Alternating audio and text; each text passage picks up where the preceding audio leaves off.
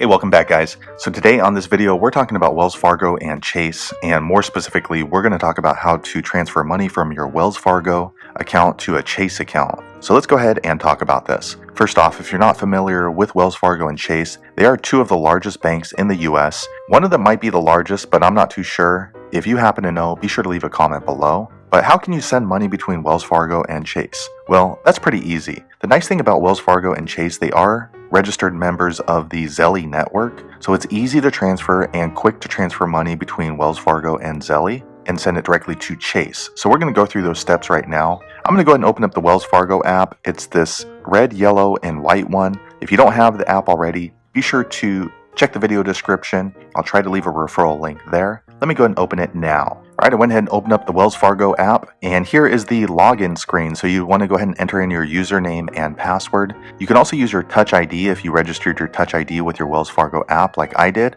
I'm going to go ahead and do that now. All right, so here's the home screen right here, and this is assuming that you've already registered your Wells Fargo account or your Chase account, actually both accounts, with Zelle. Now keep in mind that if you have two different accounts with two separate Zelle registered banks, you have to use a different phone number or a different email for those. Be sure to go back and watch my other video if you haven't set that up, and it'll tell you exactly how to register your accounts with Zelle. So again, this is assuming that you've already set up both accounts, your Chase account and your Wells Fargo account, with Zelle. So once you've done that, then you can easily transfer money between Wells Fargo and Zelle, whether it's your accounts or even someone else's accounts, as long as they're registered. And how do you do that? Pretty easy. What you want to do is on your Wells Fargo app, right here in the front, they make it really easy. It's right between card-free ATM and deposit checks. Right here it says send money with Zelle.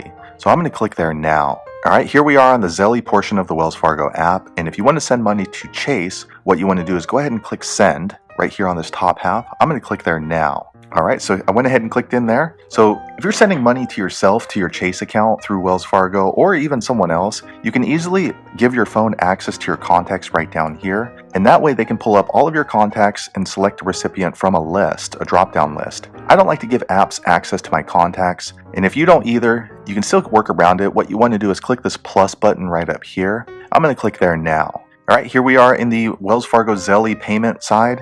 And what you want to do next is enter the email or phone number that you have registered with your Chase Zelle, or whoever you're sending money to. Make sure you use the email or phone number that they have registered with their Zelle at Chase. So I'm going to go ahead and enter that information now. You want to enter their mobile number, their name, first name, and last name. I'm going to do that off screen now. All right, I went ahead and entered the phone number and the recipient's name. I'm sending it to myself through my Chase account, so I've already entered that in. If all of the information looks good, go ahead and click done. I'm going to click done now. All right, down here they're confirming the person I'm going to be sending it to and along with the phone number. I'm going to click continue now. All right, next it's letting me choose how much I want to send that person, which is myself. So I'm going to go ahead and just enter in 75 cents. All right, I went ahead and entered that in. I'm going to click review down here at the bottom. All right, here's the confirmation screen. It's saying send 75 cents to this person at that phone number. And they're saying review carefully because once you send the payment, it cannot be canceled. As long as everything looks good, what you want to do is go ahead and click send right here. I'm going to go ahead and click send now. All right, next, Wells Fargo always verifies your identity when you're sending a Zelle payment. And what they're going to do is send you a text via mobile or email depending on what you registered with. As long as the mobile number looks good, go ahead and click get code. I'm going to click there now.